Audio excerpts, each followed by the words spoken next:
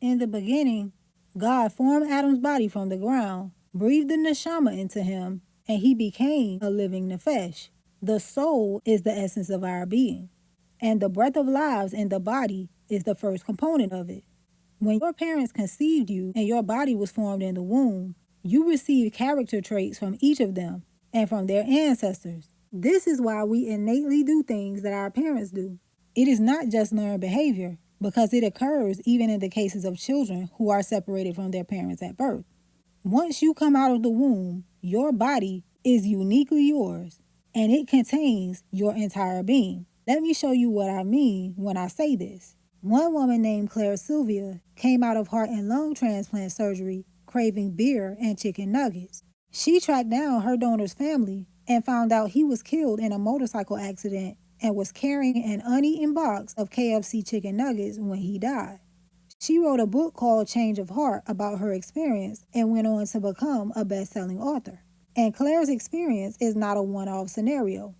Another woman who received a vegetarian's heart developed an aversion to meat, while a 9-year-old boy who received a 3-year-old drowning victim's heart developed a fear of water. And a 50-year-old woman who had lifelong heart issues but always valued relationships and the loving connection she had to her family no longer felt that connection after she underwent a heart transplant. Looking at studies of recipients of organ transplants, 89% of them record undergoing personality, interest, preference, including sexual orientation, and/or sensory changes. That is almost all of them.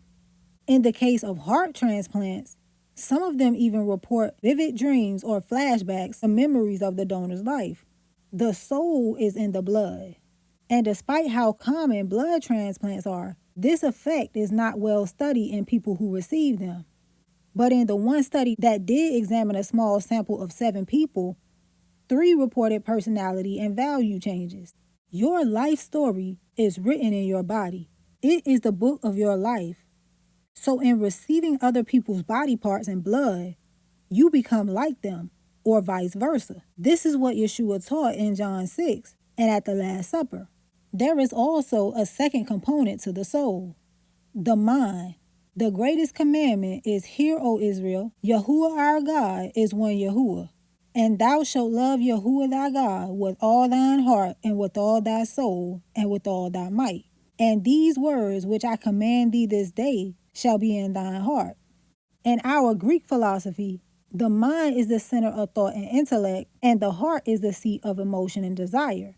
So the mind is incorporated into this commandment in Matthew, Mark, and Luke to convey its full meaning. But in Hebrew thought, all of the issues of life flow out of the heart. It drives the words you speak and the decisions you make, which determine your actions. And these 2 things make up your spirit.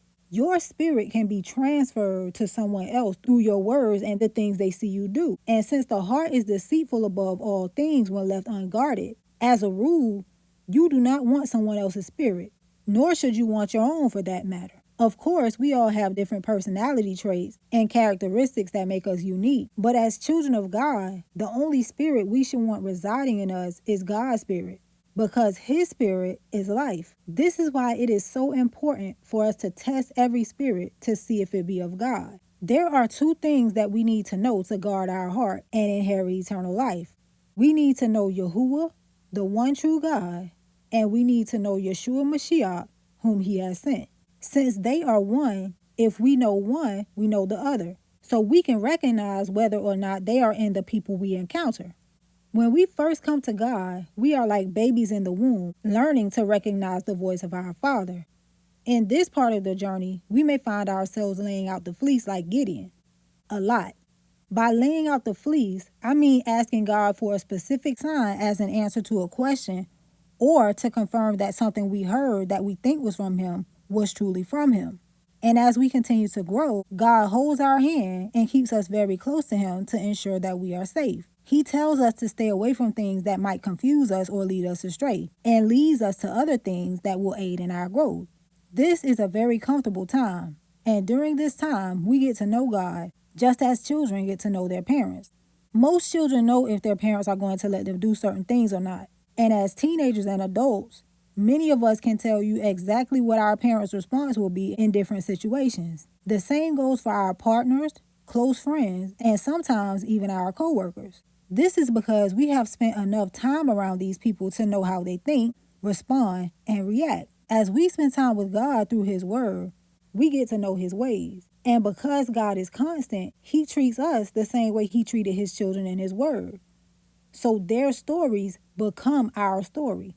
The isolation that occurs after He calls us to Him, the teaching that He gives us in that isolation, the testing to see what we have learned, and especially the discipline that comes when we go astray, proves to us we are following the one true God. As we mature, it gets less comfortable as God stops the hand-holding. But we also find ourselves laying out the fleece much less because in the process, we learn His will. Through our own experiences with God, we get to know His thoughts, responses, and reactions. But we don't get everything up front. There are some things that can only be learned through obedience to the particular mission God gives us.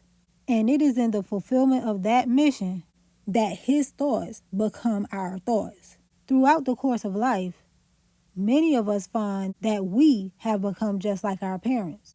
Their voice, their words, and the lessons they taught us remain with us long after they have left us. And in the course of time, we come to understand their why. Our spiritual journey with the God who will be there after they are gone, if we abide in Him, yields the same result. This is what it means to truly know God in Yeshua. And through this knowledge, we are becoming one with them.